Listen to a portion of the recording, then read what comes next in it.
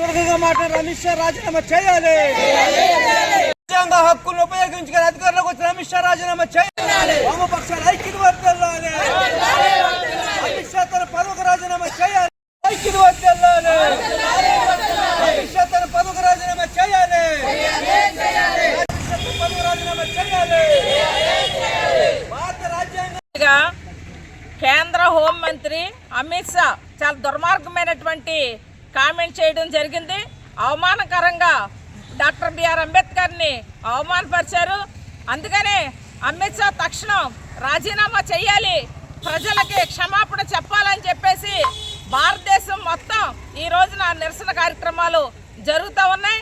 పార్లమెంట్లో భారత రాజ్యాంగ నిర్మాత భారతరత్న డాక్టర్ బిఆర్ అంబేద్కర్ని ఆర్ఎస్ఎస్ అమిత్ షా అనుచితమైన వ్యాఖ్యలకి నిరసనగా దేశవ్యాప్తంగా వామపక్షాలు ఇచ్చిన పిలుపులో భాగంగా కాకినాడ జిల్లా కొత్తపల్లి మండల కేంద్రంలో సిపిఐ, సిపిఎం, సిపిఎంఎల్ లిబరేషన్ ఆధ్వర్యంలో వామపక్షాల ఆధ్వర్యంలో ఈరోజు అమిత్ షా తక్షణం రాజీనామా చేయాలని భారత రాజ్యాంగంలో